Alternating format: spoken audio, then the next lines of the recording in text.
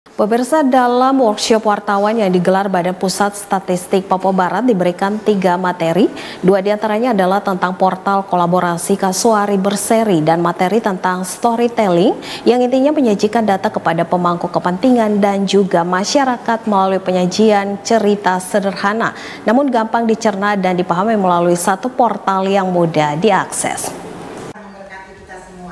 Jika nantinya diluncurkan secara resmi portal kolaborasi data milik Badan Pusat Statistik Papua Barat, yakni portal Kasuari berseri yang bertujuan melakukan supporting seluruh data yang dibutuhkan Pemprov Papua Barat dan Papua Barat Daya dalam menyusun dan merencanakan seluruh program pembangunan dengan menggunakan 45 indikator yang ada dalam portal Kasuari berseri. Sebagian berasal dari BPS dan OPD teknis yang ada di 2 provinsi tersebut.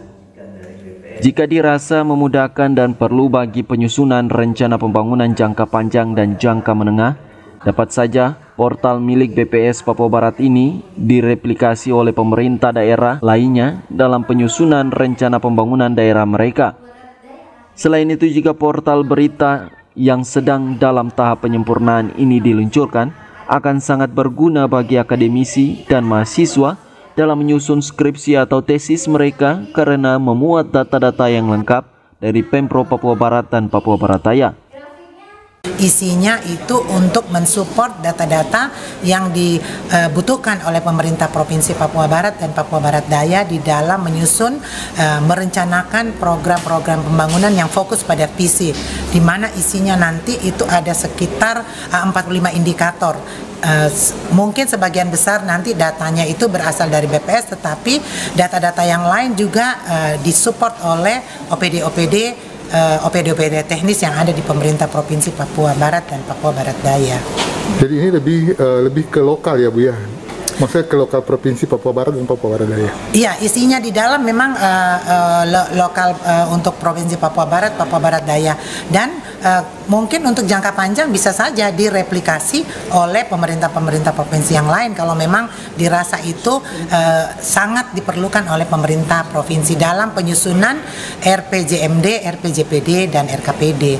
Itu data-data di dalamnya itu bisa digunakan, indikator-indikator di dalamnya itu bisa digunakan oleh pemerintah. Jadi dapat saya digunakan sebagai salah satu acuan ya Bu dalam penyusunan RPJMD. Iya, itu bisa digunakan dan juga bukan cuma pemerintah daerah ya, para akademisi juga bisa, para mahasiswa juga bisa di dalam menyusun tesis ataupun menyusun skripsi dan lain-lain karena data-datanya ada di dalam nanti untuk keperluan penyusunan itu.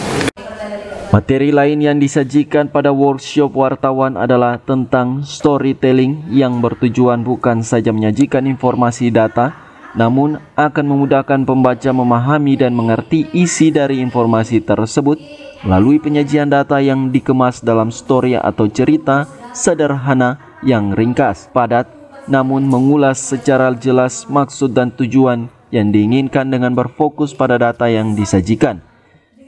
Ika Rusinta Widyasari selaku penyaji materi yang sehari-harinya adalah Ketua Tim Statistik Sosial BPS Papua Barat mengatakan materi storytelling diharapkan men-trigger aksi, dengan kata lain mampu memberi dampak pada audiens dalam memahami data yang dikemas dalam bentuk story. Nah, dengan ada data storytelling itu akan memudahkan audiens atau target, mungkin targetnya pemerintah daerah atau stakeholder lainnya itu dalam memahami kondisi yang sebenarnya ada di data gitu. Jadi data tersebut itu kita kemas ke dalam bentuk story. Jadi kita ceritakan, oh naik ini karena apa, turun ini karena apa. Kita hubungkan, oh dampaknya misalnya pertumbuhan ekonomi terhadap kemiskinan itu seperti apa. Nah, ketika ada cerita yang di situ itu akan men-trigger aksi gitu. Oh ternyata kita masih ada PR gitu. Jadi dari audiensnya. Jadi itu data storytelling itu intinya adalah men-trigger aksi gitu Pak. Jadi penting ya Bu? Iya, karena data storytelling itu kan sekarang sudah menjadi hal yang penting sekali. Karena berdasarkan penelitian itu kan kalau kita hanya menyajikan data itu hanya sebatas informasi saja gitu. Tapi kalau kita sajikannya dari story, misalnya contohnya ya Pak ya, cerita rakyat atau misalkan cerita klasik seperti Cinderella, Putri Salju, itu kan lebih melekat di otak gitu Pak, dalam jangka pendek, jangka panjang itu.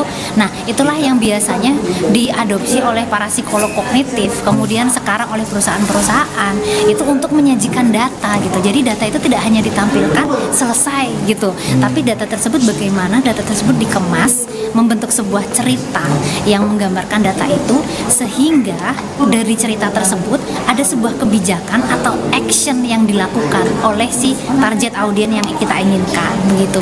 Ari Armstrong, Piro Manokwari, CWM Channel.